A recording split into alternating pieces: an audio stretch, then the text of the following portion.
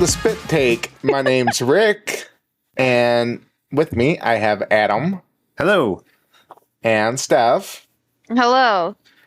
So before we got on, we started talking about Silicon Valley. Stef just jumped on board after like 10 years. I forgot all about the show. And while they were talking about Dinesh, but I was like thinking about the big fall off of TJ Miller. Like TJ Miller was like huge for a little bit. Like he was the funniest person in the world, and then he slowly went down. And then like him and Ryan Reynolds had a falling out from Deadpool. So he was in Deadpool 1 and 2, but then he wasn't in Deadpool 3, and he talked a lot of shit about Ryan Reynolds and about him not being in it. So I was kind of like looking, what happened to him? Yeah, well, didn't he get accused of sexual harassment? He was part of the Me Too movement. Like, got accused of it. I don't know. I'm pretty sure he did. I remember seeing something about that. Like TJ Miller got accused of something. He's still doing stand-up, it looks like. He's on tour. Yeah. TJ Miller contract. I'm looking it up right now. Legal issues in 2016. Arrested and jailed in Los Angeles, allegedly assaulting an Uber driver. Yeah. Well, that's not. Patrick Kane did that too. Yeah. But that was a taxi driver in Buffalo. It's pretty normal in Buffalo. Well, and TJ Miller is pretty funny. He's one of the comedians when I wanted, when I have a long drive and I want to listen to a comedian, I'll play some of his stuff. He's so funny. Well, that's what I was saying. He was like, for a little bit, he was the funniest guy. Now, like, Shane Gillis is the guy. But, but he was like the Shane Gillis of, like, I don't know, the late 2010s. And now, like, you don't hear about him. But I guess Dane Cook was like mid 2000s. So, right. I guess they kind of go up and down, Yeah. Well, and I love TJ Miller's stuff. He's so funny. Shane Gillis is really great right now too. There's a lot of good we watch a lot of stand-up comedy. I actually finally started liking Ari Sharif, who I didn't like before. I like him. I thought he was an obnoxious prick. But then kind of hearing him like actually talk a little bit like about his beliefs and stuff like that, I'm like, okay, I got a little respect for you. I'll kind of listen. And he does say some funny things, but he's not like as funny as a lot of comedians, but like he can keep me entertained for 10 minutes. Yeah. There's like some really good ones out there. Like Nick Swardson, when he does comedy, he's really funny. Oh, he went off the, what was it, last year? He was like so drunk during a show. Was he? And he like, it wasn't even funny. It was sad. Because he goes, hey guys, wait. And he kept saying it. And then people just started booing him because he was so drunk. I guess he forgot out what he was going to say. It was like, and it was a big show. Like if I was there, I'd be like, I paid money for this. Wait, is Shane Gillis? He's got that show. He is the tires. I texted you guys. Yeah. It's freaking hilarious. Yeah, it's great. Because it's got the type of humor that probably you'd see in the 90s and early 2000s. Mm-hmm. Yeah. That probably people are starting to not get canceled for anymore. Yeah. Yeah, it's definitely like, it's like rewatching those 90s shows like Waiting and like what's that other one? Van Wilder, where you're like, oh, you would not get away with that now. Right. Yeah. And I was like the one part where he's like, they're coming, was it somebody was coming to inspect or whatever, and he had the women in car wash, and he's trying to get them in the Connex. Yeah. The police came and they're like, we heard there's somebody trying to smuggle some women in the Connex. He goes, I don't know, man, that's crazy. Yep. Yeah. God, I always love Nick Swardson though. I mean, like I know he's kind of off the wall. I do appreciate when I see him in some Adam Sandler movies still. And apparently he's still doing Reno 911 episodes as Terry. Oh, he was the best part of Reno 911. He was. I love the fact that he made it to the movie too. Flew all the way down to Miami. He was so good. You remember watching that? He did that I think it was just a YouTube short or something where he did a life in the day of Nick Swardson. Yeah, he's like, does a bunch. He just starts off, he's like brushing his teeth. He wakes up like he's having a regular day. And then he's just in front of a giant pile of cocaine and just buries his face in it. He's eating his breakfast and dipping his bacon in the cocaine.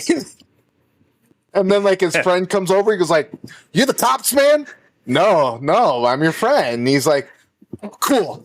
Come on in." And then they're sitting there. He goes, "I can run really fast, man. You don't even believe I can run fast." At the very end, he sees. He's like, "I know. I've seen you run before." It's like totally normal. Then he's just reassuring him, like, "Yeah, I've seen you run. Yeah." At the very end of it, he's like, "Hey man, can I suck your dick for money? I'm not gay, so it's cool." Yeah. Oh, classic. Oh, okay. So, on that note, what else are we talking about today? No, this ain't made for kids YouTube. And you're talking about first of all, Amanda Crew is in it. She's kind of a low-key good actress. The only reason I say that is because she was in the movie Sex Drive, which is a cinematic wonder. It's a fantastic movie. Yeah, I'm looking her up. I don't recognize that name. But she was in that movie I texted you guys about yesterday, Freaks, that I want you to check out. It's a wild movie, and she's in that. And I was like, I know her. But Sex Drive did not get enough credit. I'm sorry. But I was also in Afghanistan when it came out. It was a funny movie. I really liked that movie. And which one was that? That's the one where they go on Rumspringer. Oh, I love that movie. Yeah. It's so dirty. You got to watch like the unrated extended edition. Like that's just the best. Mm-hmm. Because they have bloopers like in the movie. Mm-hmm. I have to watch that again. Because I watched that. That was one of those movies. It was towards the end of Afghanistan when we started watching it, and we watched it like every day. Like that's what I miss about the military. It's just sitting around watching the same movie over and over and over again. And it was funnier when you had a bunch of guys with your same sense of humor. Yeah, that's where I saw Miss March. Miss March, yeah. That was a good one because that came out right around then. And you know what's funny about him? You know 30 Days Whiskey. Yeah. So the guy who did the McDonald's, was it 30 Days? I forget. And he was puking his lungs out and stuff like that after eating like McGriddles and shit. Yeah. Well, apparently he was a raging alcoholic. Oh, really? Yeah. He died of alcoholism. He died of liver damage. So it wasn't the McDonald's that did that to him. It was his alcohol. And Trevor. Yeah. I think he knew it. He kind of I think that's why he's bang bang, because he knows stuff. Yeah. About Diddy and stuff. And it's funny because he did the 30 Days Whiskey. Yeah. And I think he was actually making fun of what was really going on now that, you look at it. Well, and Trevor Moore was so talented because you watch, he was one of the head writers for The Whitest Kids You Know. He wrote a bunch of other stuff, and he was just so funny with his delivery. Like everything he said was funny and off the wall, and he played the wildest characters. And and that's something that The Whitest Kids You Know is something you can watch anytime. Just pull it up on YouTube, and it's always funny. It's always comedy gold. The YouTube show before the actual show was better. Was it? Yeah, I was watching on YouTube before it was on Fuse. It was on YouTube for 10 years before it was on Fuse. Was it? Yeah. Probably not that long. Because they, you ever hear first rap song about dinosaurs, and they're getting high rapping about dinosaurs. That was a YouTube one that was on before. But also the Scotty, whose parents are dead. Yeah. That was a remake on the show. They actually did it on YouTube. Hey kid, where's your parents? Dead. What are you doing? Hammering a wall? Where's your parents? They're dead. And then my favorite part is the bit at the very end of it where he shows up as kind of like a the more you know type of thing. And he's like, I know some of you were very concerned about like, how much danger I was in and everything. But in reality, the black guy was not even filmed on the same set as me. We were filmed in 2 separate sets and we were brought together using computer animation. Isn't science great? Yeah, that was added on in the show. That wasn't in the original. That was a good one. He goes and buys a 40 and he's putting chocolate syrup in it. Yeah. It was such a wild show. I sent one of those videos, one of the clips to the siblings. It was the Motorcycle Mamas one. It was stuck in my head for days, just him going like, yeah, then we're going to go to the pool hall, maybe hustle some pool. Ain't that right, mama? That's right, daddy. I think I watched like 2 seconds of it and I was like, I don't have the capacity for this. It's so funny. Oh, it's so good. The end of it is just the best. Trevor Moore comes in and it's like, because it's 2 kids just playing like a game. And his dad's so disappointed. He's like, I told you this would happen. He starts clicking his heels together and being like, I don't believe in you. I don't believe in you. And then the kid disappears. It was so funny. Their humor is so good. But Steph, you're probably like, who is the whitest kids? They're all, who they are? Yeah, you've made me watch their stuff before. 100% I have. The Abraham Lincoln one? Yes. Turn around, say it again. Yep, that one. Piece of lard looking motherfucker. Oh my god. You just remind me of something now. I can't remember. Steph wants to talk about Saltburn, and my question is, what's with you and crazy sex shows? They just you're always me. You gotta watch this show, you gotta watch this movie, and then it's just like weird sex going on the whole time. Like, okay, so I knowingly sent you into that void because of our previous podcast where it was like, yeah, the weird sex stuff. And then I watched this movie and I was like, oh, I got to get Rick to watch this because it's just going to throw him over the edge here. And he's going to think I'm crazy. It was crazy. But it was also like disturbingly good. You have to admit. No, I didn't think it was bad. But like it would be something where I'm like, what the fuck is this? Like, yes. After a while I was just like, If I wasn't watching it for Steph, I'd just stop watching this. Especially the part with the grave. That's what I'm just like, all right, this is too much. That was all improvised. No, the bathtub part happened way before that. Where he's licking up where his he's like licking it? Yeah. Yeah. What the grave part was improvised. He just started fucking the grave. Well, I look up the Wikipedia and it says he was masturbating on the page. I'm like, that's not what happened. He's actually putting his dick in the grave. Yeah, he 100% was. He's like banging the grave. But to me, that wasn't even the most disturbing part. It was the part where he is, I don't even want to say it, where he's with the sister. Mm-hmm. Yeah. And that to me was more disturbing than anything. And Adam, you have no idea what we're talking about, do you? Nope, I have not seen it. It's disturbing, but the storyline is interesting. And I kind of understood what was gonna happen. I kind of knew where it was going. Yeah. But I think they had the ending in mind while having him doing all this crazy shit to throw you off, to think that he is crazy. He is a psychopath, but they did all that weird shit to make you think something else, Right. And I had a feeling like it was going to end the way that it did. I kind of picked it up after, everybody should have seen Saltburn right now. Can I just spoil things? Do we care? Ask Adam if he cares. I don't care. So like after the son dies, at first I was like, who killed him? What happened? And then I was like, huh. And then I started to piece it all together and I was like, oh, okay, well, this guy's just fucking insane. But that actor is really good. I mean, he played the part very well. And I hated him the entire time. I thought he was a big pussy, but that's what you were supposed to feel. And then he made out with all the money. But I did want to ask you, do you think that he was banging the mom too? I didn't think that. I didn't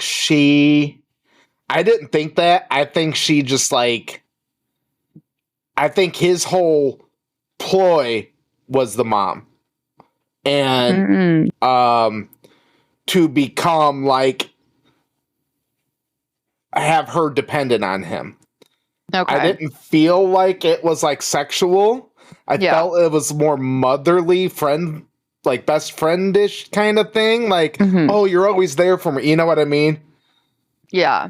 That was the only thing that I was kind of like, I don't understand this part of it. But that movie for like a week or two after just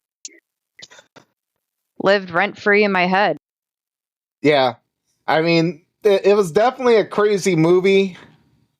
I definitely recommend watching it and watch it all the way through. I felt like I knew where it was going, but it was, I don't know. Because at first, too, I guess they played it off pretty well because it was like, oh man, I'm in this whole new world. No, what really got me was the part where he took him to meet his parents. Yes. That's what really got me. Yeah. That's the only thing that took me a while to understand, because I'm sitting there thinking, wait, maybe she's really a drug addict and she just put on a ploy, or she's in recovery or something like that. And I'm like, oh no, these are normal people. Yeah. This is wild. And they're like, lovely people. Then I'm like, oh shit, he completely lied about everything. You know? And I really kind of felt, I don't know why my throat's so sore. I really kind of felt like he did come, like it kind of seemed like the way he was perceiving himself, or the perception you were getting of him, like he was just this awkward kid that grew up in this screwed up household. That's the way he kind of acted, and did a good job of acting that. That I will give him that. He did a good job of really manipulating you into believing believing he's just like has a lot of trauma. Yeah. And I don't know, maybe he does, but the way it was perceived afterwards is like, no, this guy don't have trauma. He's just a manipulative piece of shit. He's a narcissist. But then it's like, okay, hold on a second, because he's trying to like talk to him, and it's like, okay, maybe there was something going on to where he just wanted that attention, and he didn't belong at what is it, Oxford? He didn't belong there, so he was like trying to put on this pity party to like try to get some special attention. Yeah. Yeah. But I think it went far beyond that, to tell you the truth. Yeah, it's like he was like single weight femaling this guy almost. So now that I'm thinking about it, I think the movie is more complicated than what I gave it credit for. Now that I'm kind of talking about it, the movie is more complicated than I gave it credit for. Because I even forgot about that part with the parents. Yeah. I think that was the big part for me, where it's like, okay, what I think is going on is not going on. Yeah. Yeah, there were definitely a lot of elements to the movie that like it just kept getting crazier and crazier and crazier, and you're like, because you think you have it figured out, but yeah, you're right, the parents part, I was like, hold on, Frank and June over here seem like lovely people. Or what do you call them, Adam? Frank and Marie. Frank and Marie. Yep. Well, my thing is, like, I've worked in like a methadone clinic. I've seen all types of people go in there. I've seen, the ghetto person or the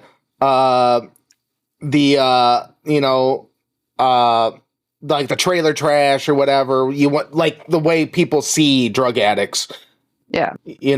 But then I've seen like the what you would seem to be what looks like a homemaker or a house, a motherly looking figure go in there too. Right. You never know. A lot of, addiction started because of doctors and overprescribing of medication. That's a real thing. There's a good Netflix documentary on it, which I'm probably going to cancel soon because they're upping it again. They think they think they're worth more to me than what, than what they really are. Yeah. They're, the lowest is going to be like $18 now. Didn't it used to be like $10? Well, it started out like $6. Yeah. And then it kept climbing, 8, then 10, then 11, and then they added commercials and brought it down to 7. Mm. But they think that now that they have WWE Raw on there, I think they think that people are going to pay $18 a month to watch Raw. I mean, there probably are people that are going to do that. I'm not one of them. There are, but you got to watch Netflix for Raw, TV for SmackDown and NXT, and then you got to go watch Peacock for the pay-per-views or the streaming events. So you got to have pay for 3 different services to watch it all. It's wild. Yeah, that's crazy. It doesn't seem like a good business plan to me, but you know what? They're about too big to fail, like the NFL, who a lot of people are very much complaining about right now. Ooh, don't get me started on them. So angry. This is going to be another boring Super Bowl. And I don't think it's going to be boring. I think it's the 2 best teams. But there was some definite calls that the Chiefs got. yeah, I mean, the Chiefs were queued up for the entire season to get to this point. Let's be real here. I do think the 2 best teams got there. It's just that game, that Buffalo Chiefs game, was not No. not good to watch if they want to act like they weren't favoring Mahomes. Right. Yeah, I mean, I don't know. I just wanted to see somebody else. Anybody else. I think everybody does, and there's a lot of people saying they're going to boycott, and I'm like, it won't matter. No. Super Bowl, it won't matter, and people are going to tune in to watch the halftime show. People are watching for the commercials. People are watching not just for the Super Bowl. It's too big to fail. It's worldwide now. Oh. People all over the world are watching it. All the trailers that I want to see during the Super Bowl, they're like 15-second trailers, and then they're like, go to our website and watch it. And I'm like, well, fuck, I could have just done that from home. And did you know, I didn't know this, Josh Allen and Haley Steinfeld are dating? No, I did not know that. Well, I was just looking at this tweet. Haley is proud of Josh Allen and believes he is the hardest working person. I mean, he is really good. Yeah, he's very good for never making the Super Bowl and having no MVPs. He's great. I don't know. Hey, I think he's whatever. a beast. He's doing better than I am, okay? What, I'm losing my train of thought. You guys, I've been up since like fucking 4:45 this morning. What do you got going on, Adam? You haven't talked for a while. Yeah. Actually, I want to talk about Saturday Night Live. Because I've seen 2 different Saturday Night Live things now this past weekend. I saw the new Saturday Night movie, which was fantastic. It was about the first episode of Saturday Night Live, done in real time. It's 90 minutes, like leading up to the show's premiere. Really cool stuff. And the actors that they got to play did fantastic job of playing the, Chevy Chase and Dan Aykroyd and all the other ones. And I want to say these actors are fairly unknown because I don't know them from anything. They've been working for a while, but like I haven't seen them in much except for Lamont Morris, who was in New Girl, and he played Garrett Morris in the movie. But it was a fun movie to watch, and it was interesting because I was reading about it.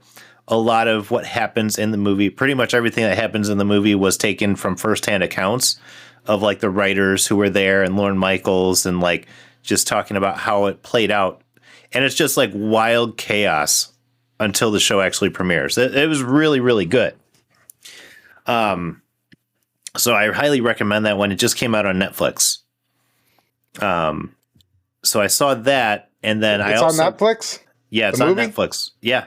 Oh, I didn't see it. I'll have to watch it.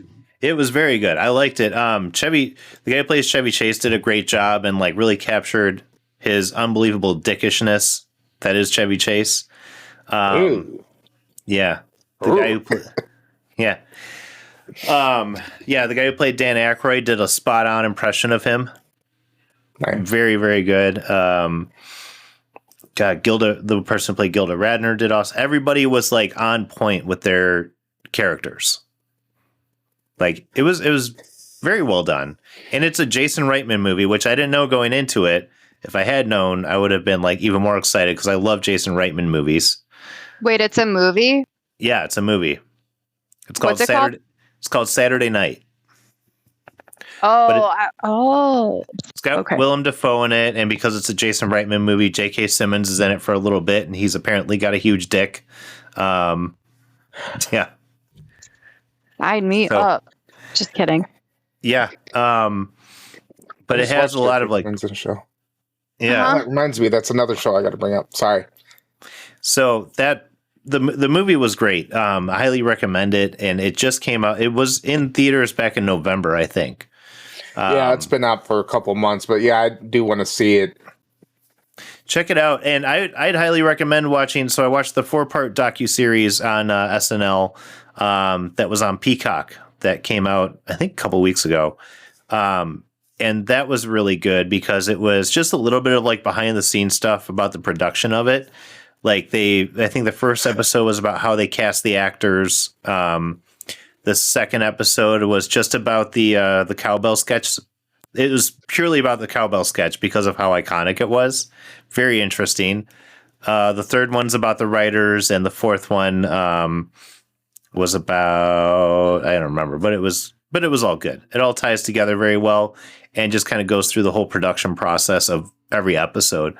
And it's amazing what they pull together in just a week. Like, you know, how some of the things work. Like they'll table certain sketches and they'll use them in other weeks and stuff. Apparently that's how the cowbell one happened, was they wrote it. And then it sat in a desk for a couple months, and then they brought it out when Christopher Walken came on the show and decided it was the right fit.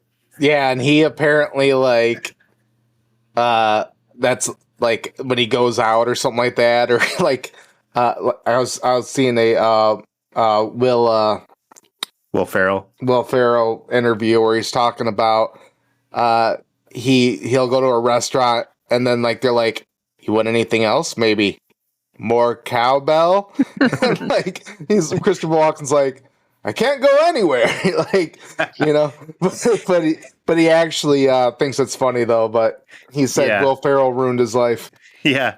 Will Ferrell, it's funny when they're interviewing him about the whole sketch and everything, and he sits there and tells he tells that story. He's like, I saw Christopher Walken. He walks up to me and goes, "You ruined my life." Yeah. Will Ferrell's just sitting there like, I don't care. Like, that was my big break. Yeah. He wrote one of the best SNL sketches of all time. Apparently that was Jimmy Fallon's first sketch on SNL, which I didn't know. Oh. That makes sense. He was laughing the entire time. Well, he always does that. He became known as that guy. I mean, I watched Saturday Night Live for a long time. Remember the Jim Belushi samurai sandwich? Yeah. There were so many classic back in the 80s and the 90s. Like, it kind of dipped up and down, but it had like a star-studded cast in the end. Yeah. And then, like, it's been pretty bad for the last, like, I don't know, 15 years, something like that. But, like, the last year or two, it's been funny again.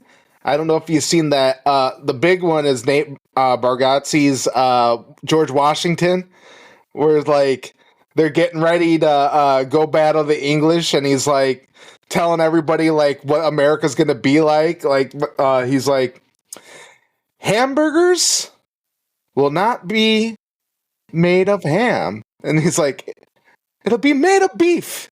And he goes, oh, well, what will be in hot dogs? I don't know. Nobody I does. think I saw that one. One, oh, go ahead. I was gonna say they have some winners here and there that are just like outrageously funny. Like just the last couple of years have been good, and I think it's because they're getting less political. Yeah, because that hurt them. They got pretty political, and I think that hurt a lot of people. Like Jimmy Fallon's down to like 200,000 views, while YouTubers are, dwarfing that. Yeah. Yeah. Well, and one of the sketches that comes to mind, I love watching it around Christmas time, is the one where Jason Momoa is the elf on the shelf. Oh Have you seen yeah. that one?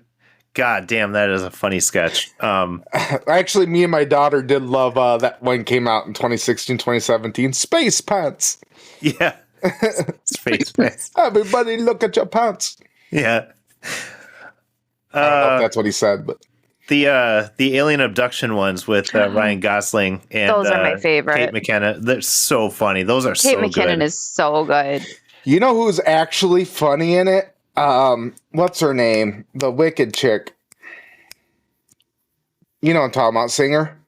Ariana Grande. Ariana Grande. She's actually pretty funny when she hosts Saturday Night Live. Look up some of her stuff. She has this one where she there's a couple of them. But she has this one where she like sings about going to her friend's house and she loves being at her friend's house and all the furniture and everything's like singing to her and stuff like that. And then come to find out her friend's dad's an axe murderer. And they're like carrying him off, and he's like, "She hears them too. She hears them too." It's actually pretty wild.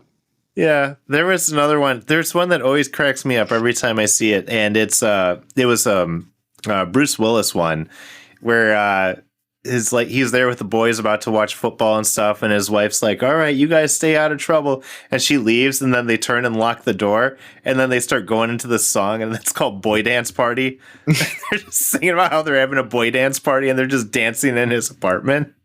But it's just, I don't know why, but it's just something that cracks me up. Mostly because it's Bruce Willis and he's doing it with like a serious face and like singing the song. I don't know the last time I watched Saturday Night Live. I watch clips. I don't sit watch and clips, watch that's it. Yeah. It's not something I'd sit and watch anymore.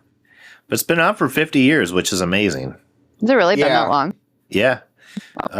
It released the first episode was in 1974. Mm-hmm. Or 1974.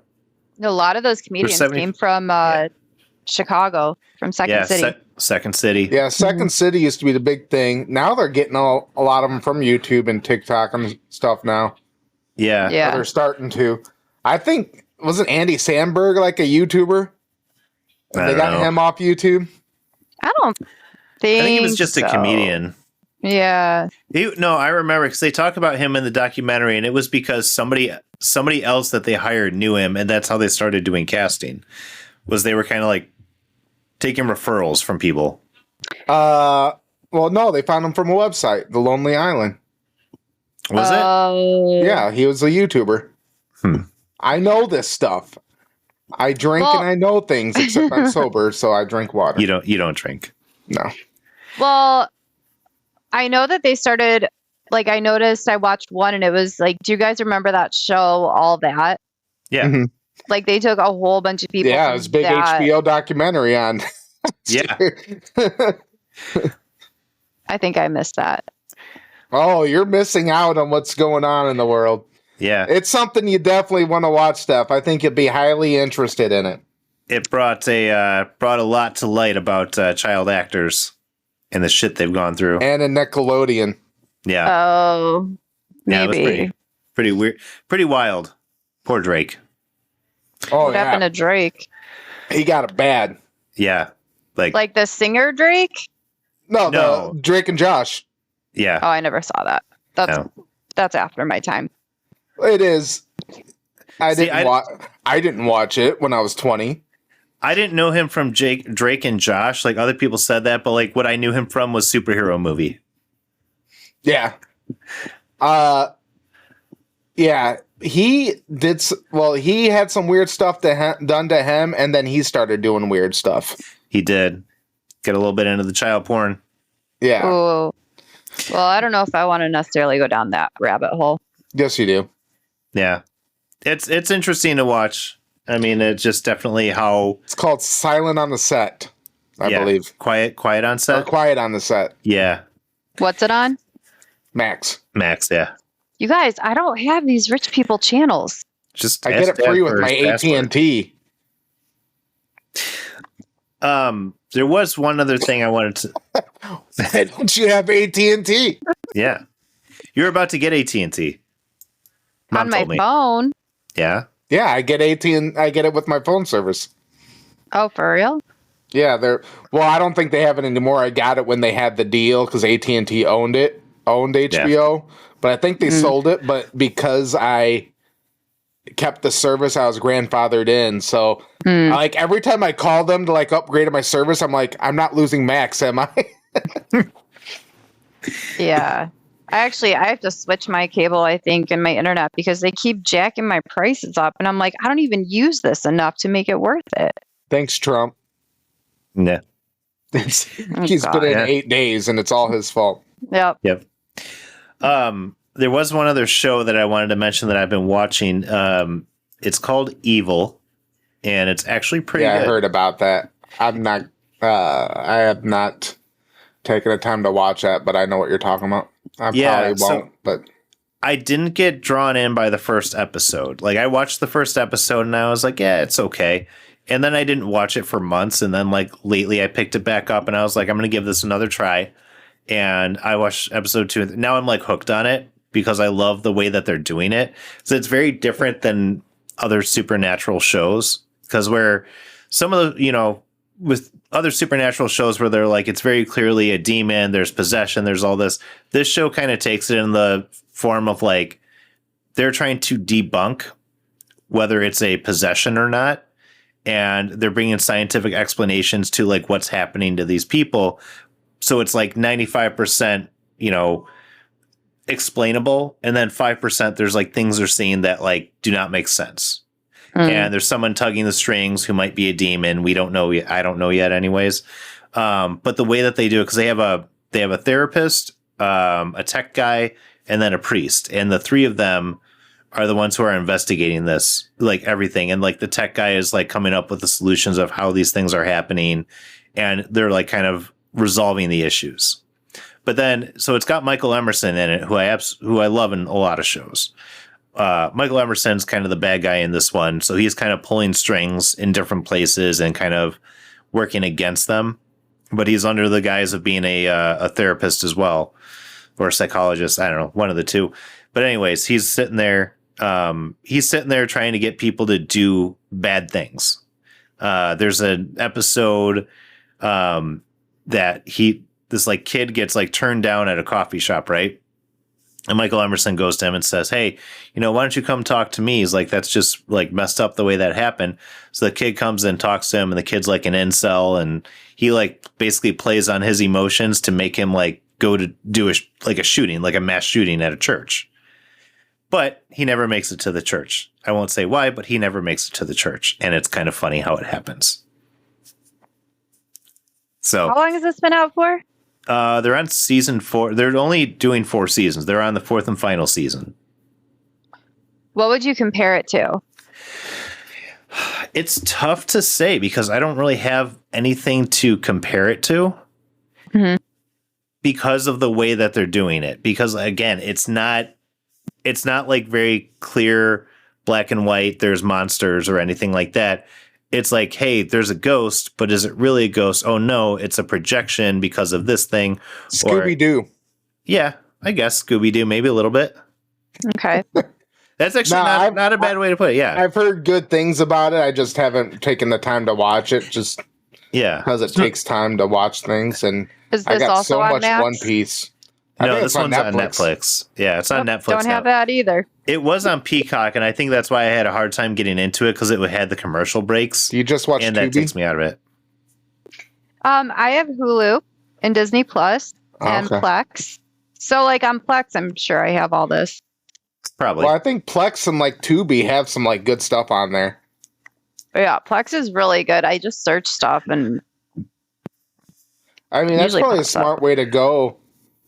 I'm probably spending too much time on entertainment, but I also don't leave the house and don't work much.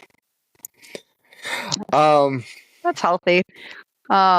It's great. I get on my recumbent bike and cycle for 500 calories and play Skyrim or The Last of Us 2, which I'm finally starting to finish. I'm almost done with that.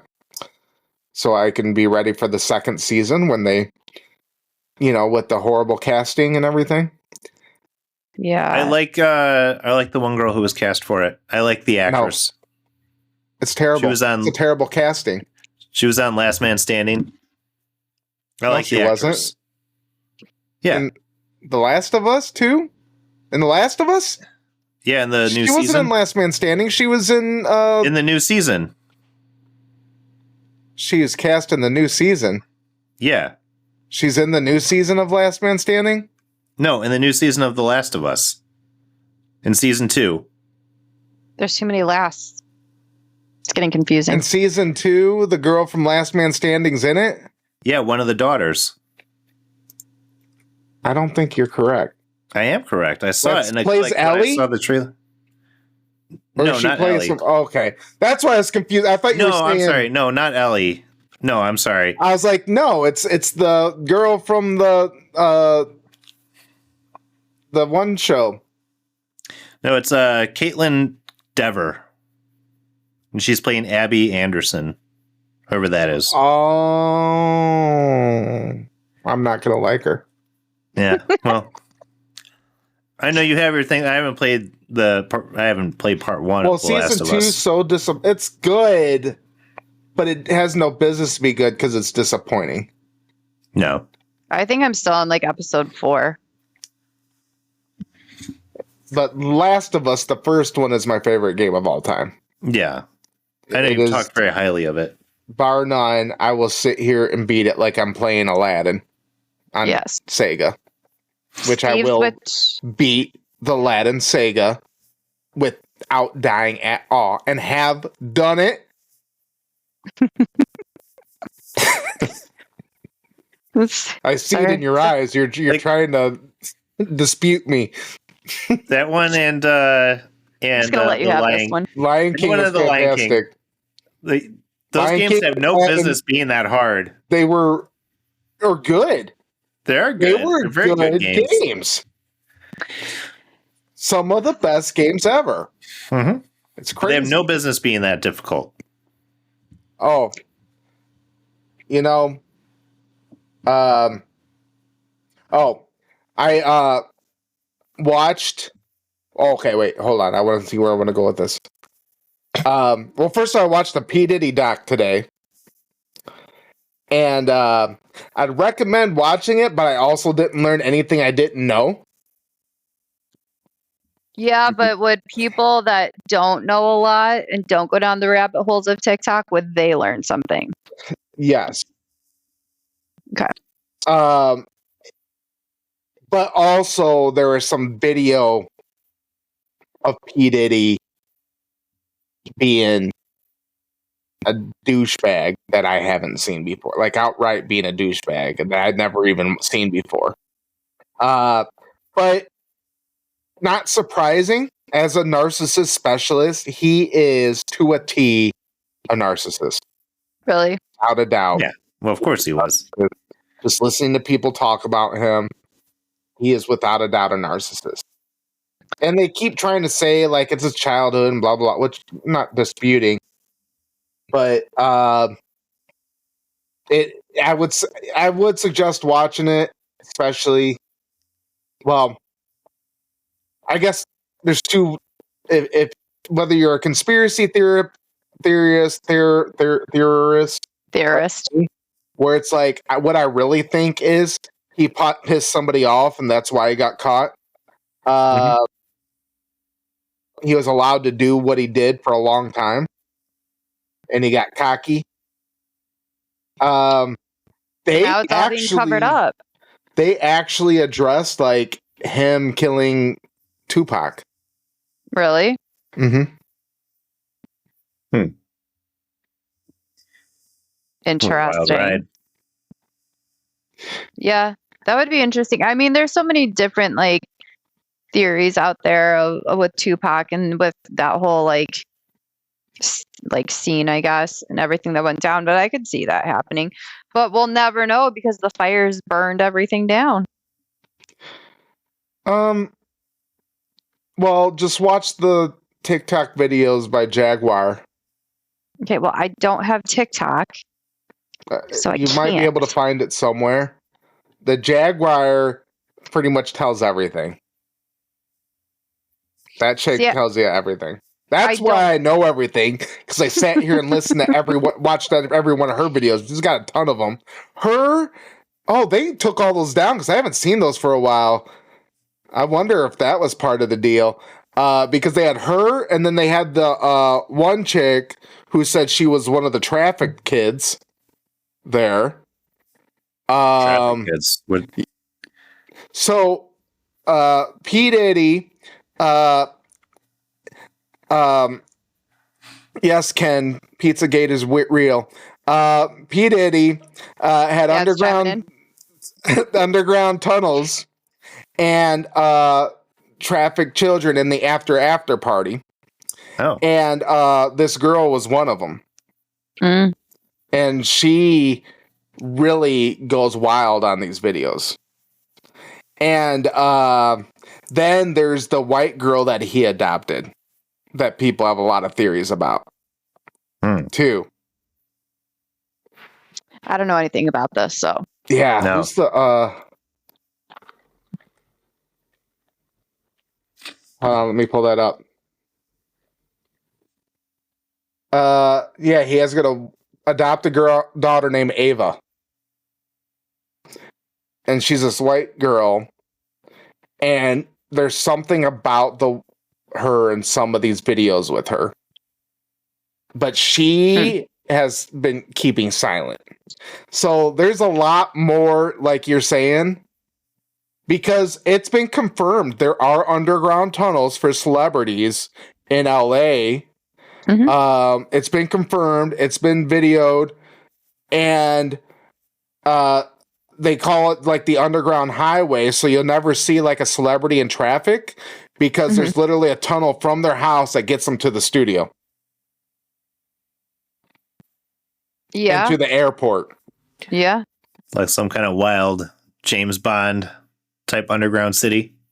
Yeah, it's a whole underground, like, so this girl that said she was trafficked by P Diddy, she talks about underground, there is whole cities. Like there's a whole it's like playing Skyrim. There's a whole underground world Damn. that we have no knowledge about. Is it? But it's probably not there now. Probably gone now. I'm sure it's there. I think there's tunnels all over the US. Yeah, but the stuff that needed to be dispersed probably is gone. Yeah, evidence in that area. But like I said, I think really what happened was Diddy pissed somebody off. So they just got rid of linking him to BlackRock and all that. Tell me one of these. At the top, at the very top, you look at there's like levels of what company owns what company. I think it's like US Bank is at the top. They own everything? Yeah. Like there's everything. There's like 7 conglomerates that own everything. But like Jimmy Buffett's like at the top. Yeah.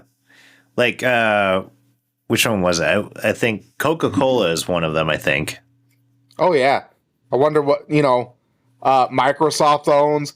I do not trust Bill Gates. They're in talks for him to buy TikTok. I'm like, well, you might as well just throw it out the window. Yeah. Damn. Amazon's got to be on there, right? I don't hear much about that. No. There's something about what's his name? What's that? The Amazon dude. There's something about him. I'm sure. Nestle. I think they're like Google, where they're creating their own empire. Like you can do a lot of stuff on Amazon. You got, they bug your home. They're listening to me talk right now on my Alexa, and they got video games. They have movies. They got, they're a whole empire now. Here we go. I pulled it up. So Nestle, Johnson & Johnson, PepsiCo, Procter & Gamble, Unilever, Mars, Coca-Cola, Kraft Heinz, General Mills. They own like basically every like all the major food. company. They like run all our food. Not just food. They own like pretty much everything in the U.S.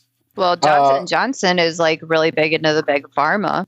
Yeah. So U.S. Bank is I'm sorry. U.S. Bank is owned by Vanguard, BlackRock, State Street, and J.P. Morgan.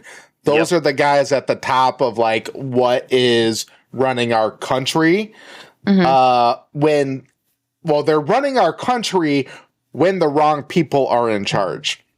That's why I call it crony capitalism, because it's not government or capitalism. It is government and capitalism working hand in hand. Yeah. Interesting. It's wild. I'll have to look. Yeah, I'll have to look into that a little bit more. I mean, you always send me down these like paths of like, check this out, and then I forget until the next week. Well, I think the TikTok hole is closing, especially if Microsoft ends up buying it. Yeah. So I don't know what next is, because I'm not. YouTube's gotten better, but probably X is going to be what's left. I listen to news on YouTube every morning on my way to work. It's not going to tell you everything. It's not, but so like I watch that to kind of keep up at least with current events and what's happening more than I'm trying to like get all the answers, like, you know, kind of like you do. But like I'll watch it like. So one thing that I realized is like those panels, like I enjoy watching Fox News here and there, but mostly just like for the interviews and what's going on. But like when you have their little panels together and stuff, that's all like the Fox News anchors. It's like watching the fucking View. Like, oh yeah, it's obnoxious, and I'm just like, these people are just annoying. But I feel that way with like CNN when they do that too. It's just like they're just back and forth, blah blah blah blah blah. Like it's really annoying, and I hate it. I watch those like really. I want to see when like the president's talking, or you know, Secretary of Defense, any of those people. Like I want to hear what they're saying. Right. I know that there's small truth to it, but I want to at least know what's going on. That's why I don't generally watch the news. I did watch some Fox News this morning because it was talking about policy and setting federal workers back to work and stuff like that. And I just wanted to laugh at them. Because I used to be that federal worker. But like, yeah, I tend to like I'll go on like X or TikTok or whatever and see like, okay, this is what they're saying. Now let me go look at what's actually happening or what Trump actually said. And that's kind of how I kind of navigate it. Like, I feel like there's something happening and I want to know what the context is. Yeah. They give me good information, but they don't give me the whole story. Yeah.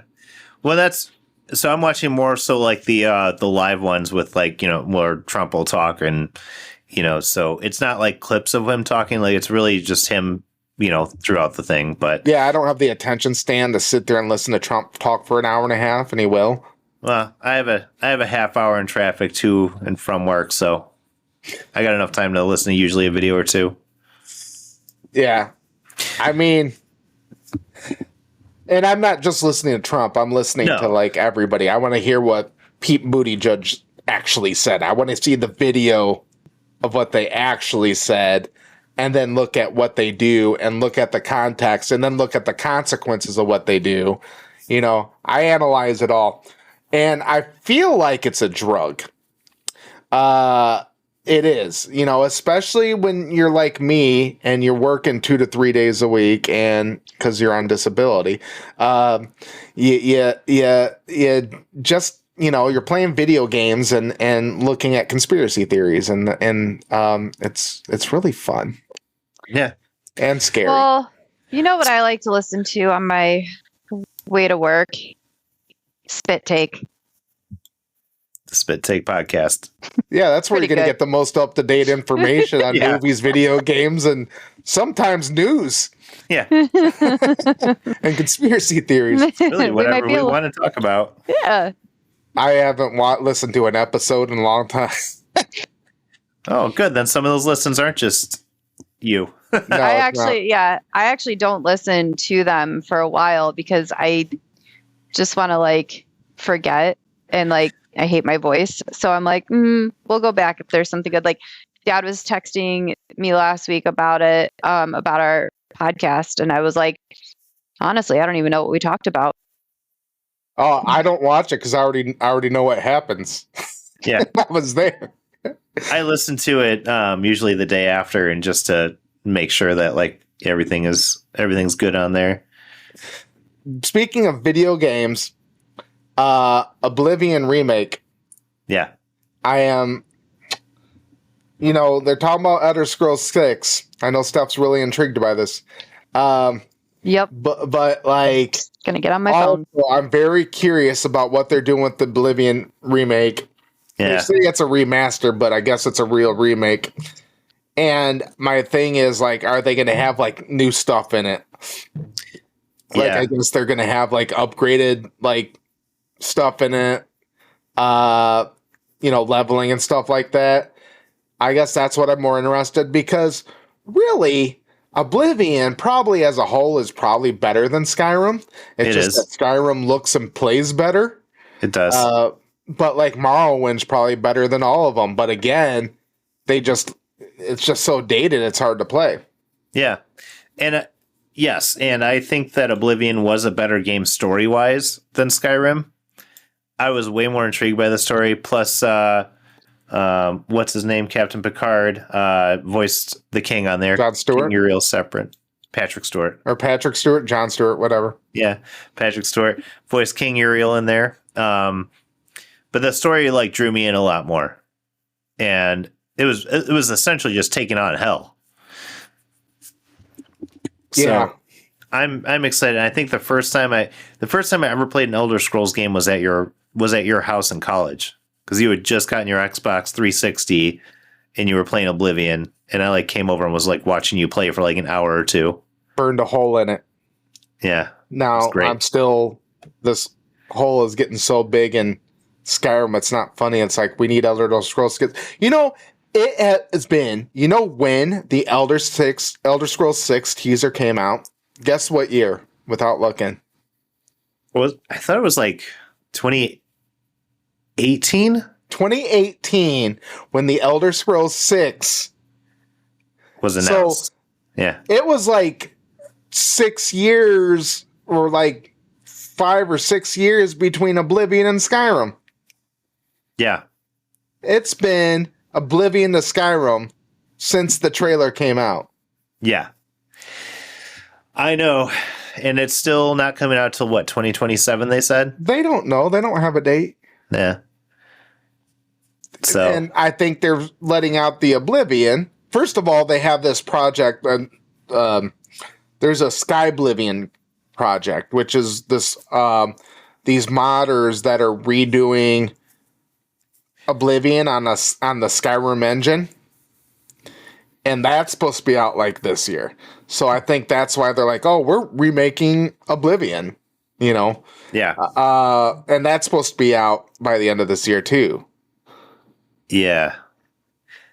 Yeah, I want to play Oblivion again. I was thinking about Game Pass. I was thinking about it.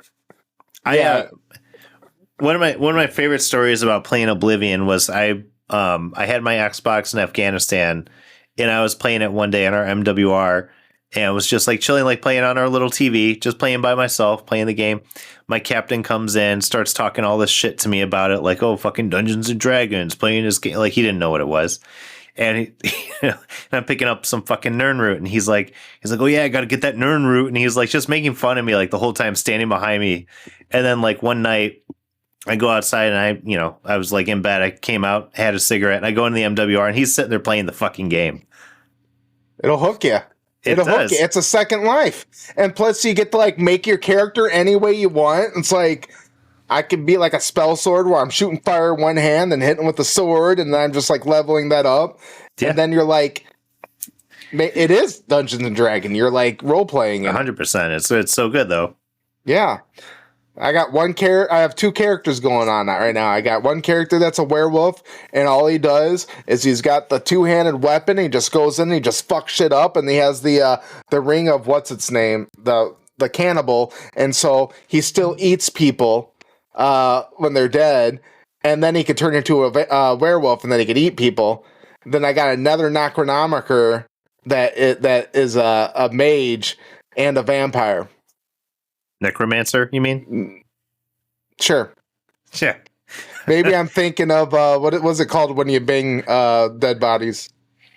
Necrophiliac. Yeah, Yeah. necrophiliac. Yeah. I got a necrophiliac. Somehow in Skyrim, I always ended up as a vampire, even though I didn't want to. He shoots lightning, but I pretend like it's cum, and he's shooting it. It's the like being a vampire in the game is like one of the best because you're like so overpowered, but you can only move around in the dark. Like no, it's your weekend, but you can still move around in the light. You're just weaker. Yeah. It sucks. But you want to play as a dark elf because vampires are weak to fire and dark elves are strong against fire. But I'm a high elf in this one. But you know, your character still levels up in it. So like you get your armor up, you get your, so you could counteract any of the weaknesses with, you know, with enchanted, you know, clothing or jewelry. Rings and stuff. Yeah. Yeah. Stuff's like, your guys are gay as shit. Fucking nerds. Literally don't know what you're talking about. I spaced out for a while though, so that was okay. Took like a little nap. I bet you would start playing it and you'd be hooked. Guaranteed. No, I cannot do video games. I get frustrated because I can't figure out the buttons. It's not just a video game. There's something different about an Elder Scrolls game. There is. Okay, well, I tried to play that Harry Potter video game, and Steve was convinced I would love it because I love Harry Potter, and I was getting so frustrated because I couldn't figure out the, you know, but you're like a real student though, and you're like learning lessons and stuff. You're like a real fucking, call me a nerd, Harry Potter. What the fuck? Right? Like, I love Harry Potter. Who watches something called Harry Potter and calls me a fucking nerd, huh? Like 95% of the world. Like at least in our game, there's like certain decisions you can make and it has consequences.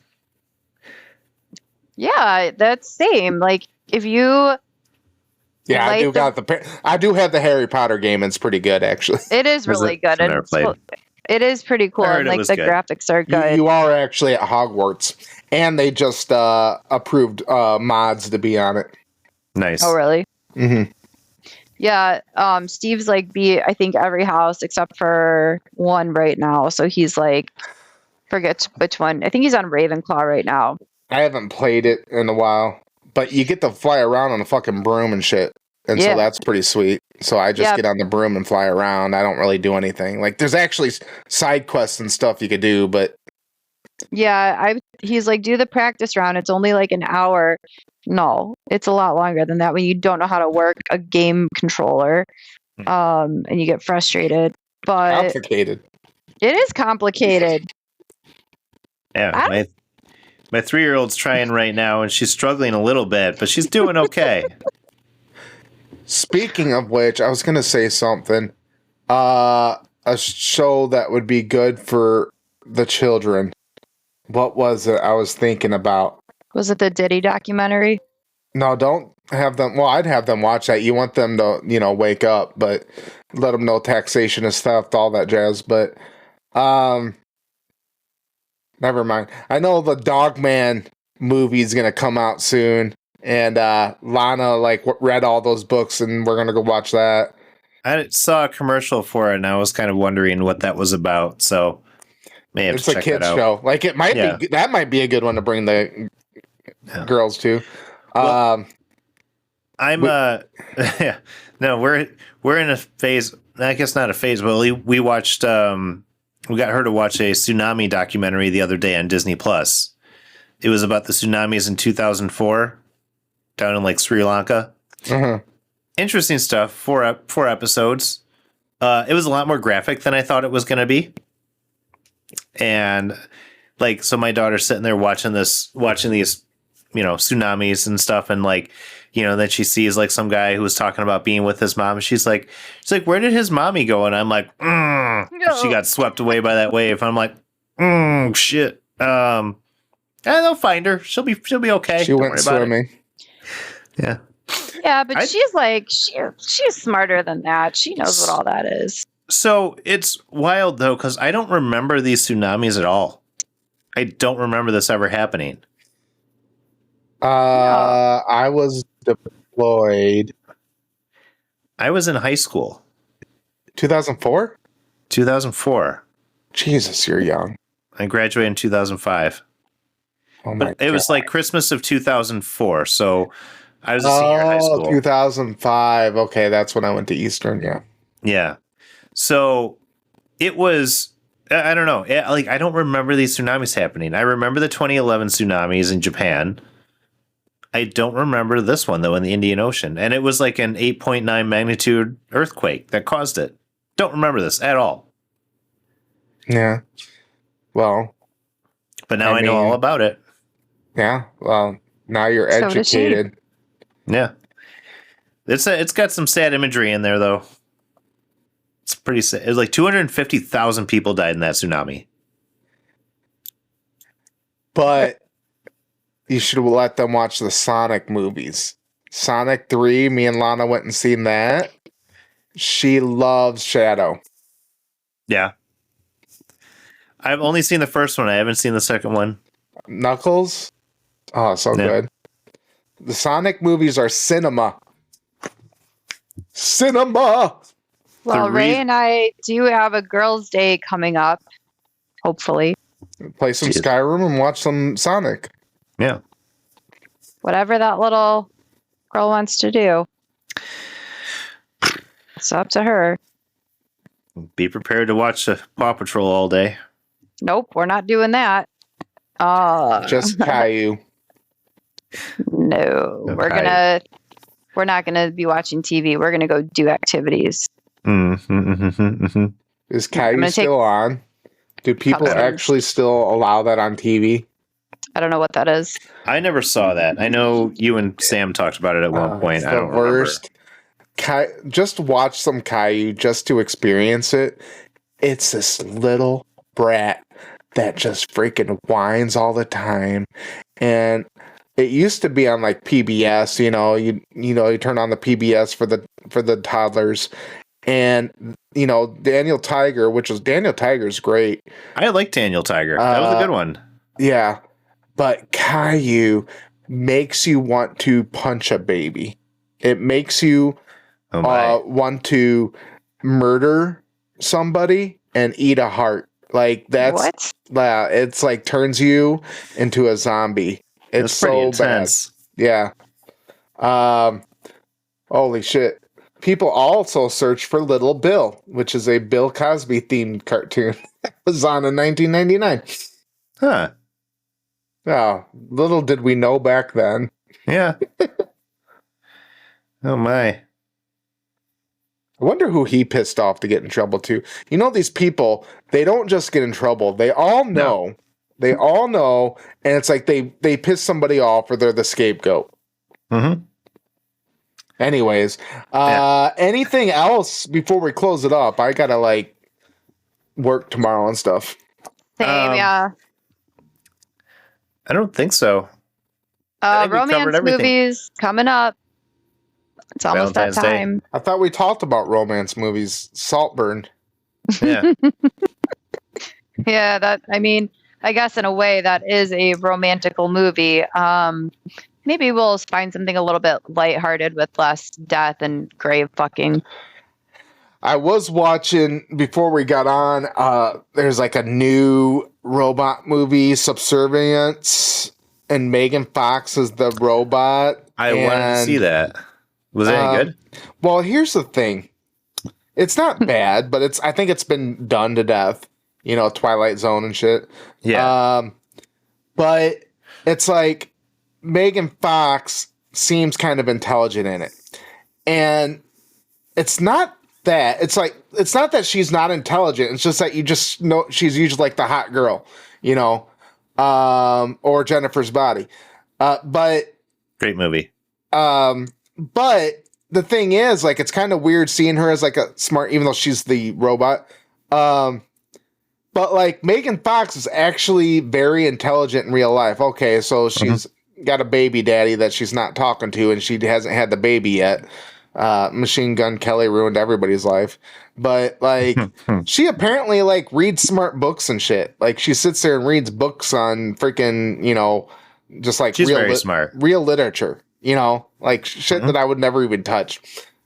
I think a lot of these people really are intelligent, and that's why they got to where they are. I heard like BJ Novak and what's her name? Kelly. Like Mindy they Kaling. would sit and talk. Yeah. Like her and BJ would sit there and like talk smart shit about the economy and stuff like that. Like they actually like, even though, they're all liberals and, and liberals have went off the deep end. But we just lost a couple liberal followers, aka your dad. But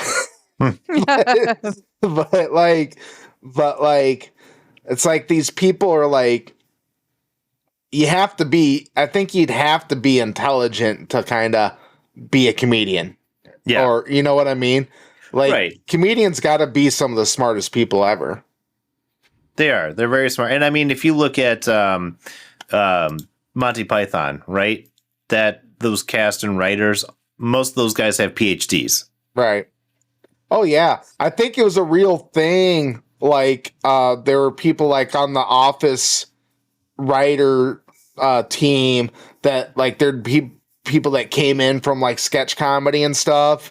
And like the Harvard people, well, the people that came on sketch comedy would feel like they're lesser because of the Harvard people. But like they all became friends and shit. But like, there's, that's the same thing with actors and stuff. They all go to like, there's some that just go into sketch comedy, and then there's some that actually go to like Juilliard or whatever. Right. They ain't no EIU alums, I'll tell you that. John Malkovich couldn't even make it at EIU. Oh, John Malkovich. All right. Well. All right. Cool. We'll have more energy next week, I feel like.